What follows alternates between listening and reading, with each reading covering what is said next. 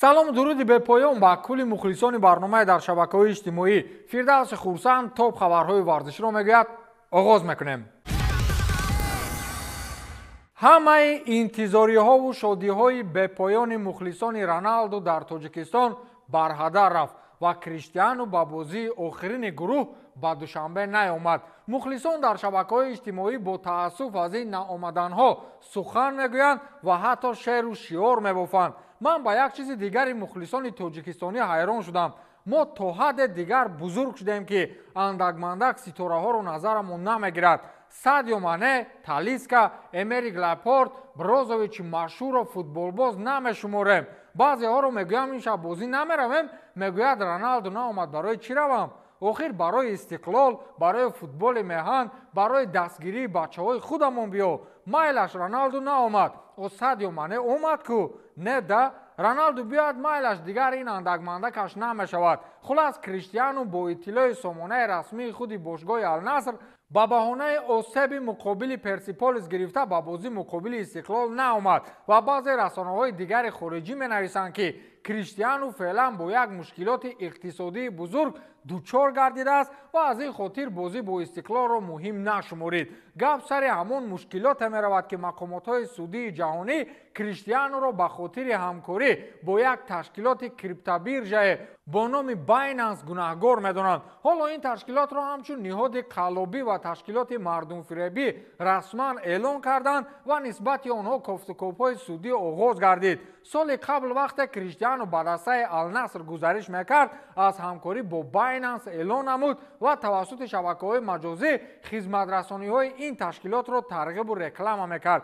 ҳаминак мақомотҳои судии ҷаҳонӣ ба хотири тарғиби ниҳоди мазкур эҳтимол меравад Криштиануро маблағи 1 миллиард евро ҷарима намоянд. аз ин сабаб атрофиён ва намояндаҳои ҳуқуқии футболбоз пушти ин мушкилӣ ба қавле даводав доранд ва иштироки футболбозро дар бозӣ муқобили Истиқлол муҳим нашумориданд. ин яке аз фарзияҳои дигари наомадани Португалӣ ба душанбе будааст. дар ин баробар версияи дигари наомадани футболбоз вуҷуд дорад ки мешавад ба ин баҳона низ такя намоем.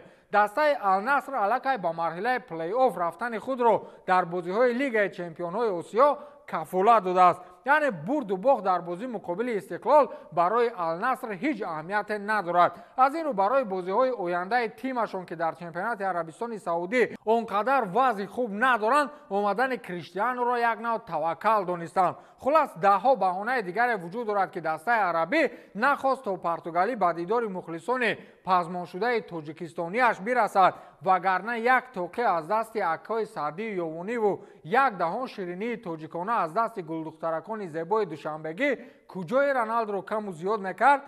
даф шавед дилу мондай Роналду. шумо дидед ки дар бозӣ муқобили дастаи Гавр дар пираҳани футболбозони ПСЖ исмашон бо кадом ҳарф навишта шуда буд?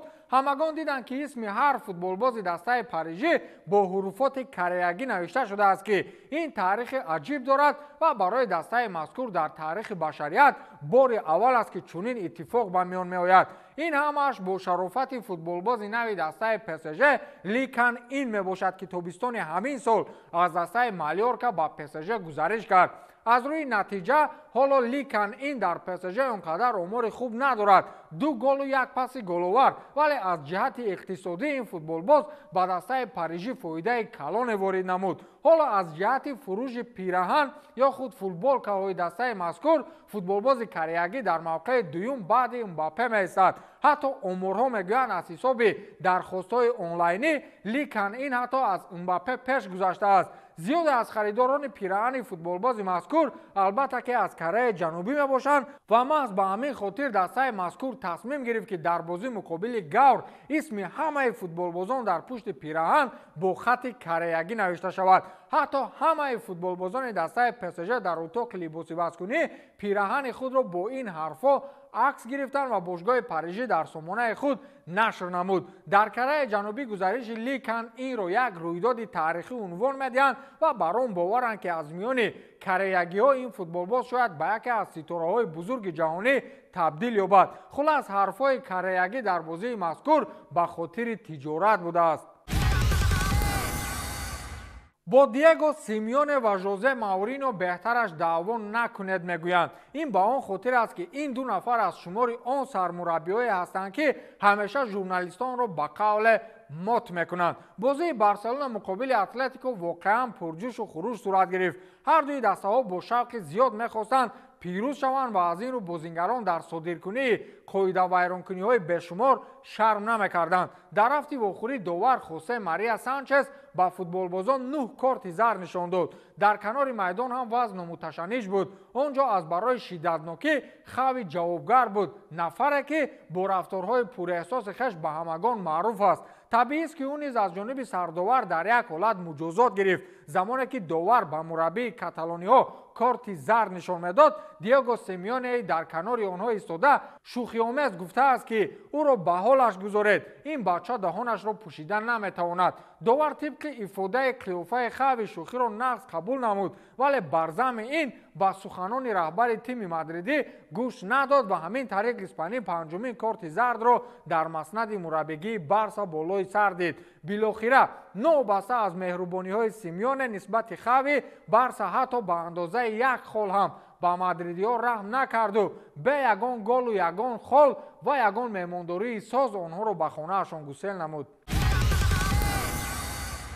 پایگاه اطلاعاتی سکای اسپورتس اوید ناراضگی بازیگران زیادی منچستر یونایتد نسبت سرمربی دسته خبر داد. ژورنالیست مشهور کاوه سولکول در یک مصاحبه پرسر و صدا گفته است که با معلومات من چند از بازیگران نمیدونند که در دسته چی رخ داده ایستاده است. اون نیم بازیگران را در اتاق لباسی بازیکنی از دست داده است. یکی از سرچشمه‌ها برای آن گفت که این شماره قریب 50% بازیگران اتاق لباسی بازیکنی را تشکیل می‌دهد. بازیگران وجود دارند که از اسلوب بازی ناراضی‌اند. آنها همچنین بر آنند که تمرین‌ها دشوارند و دویدن‌ها در وقت مشق‌ها بیشمار است. برای هم گفتند که فوتبالبازان نمی‌دانند برای چی می‌دوند. بر ضمن این چند از بازیگران تجربه‌دار با تن خگ اوید این وضع صحبت کردند. آنها از تجربه برآمد خویش در ابردسته‌ها مثال آوردند و بر آنند که مربی باید اندک نقطه سنج باشد. با بازیگران دسته باید بهتر کار کرد، ولی تن خگ راهبر است و خود قرار قبول میکند.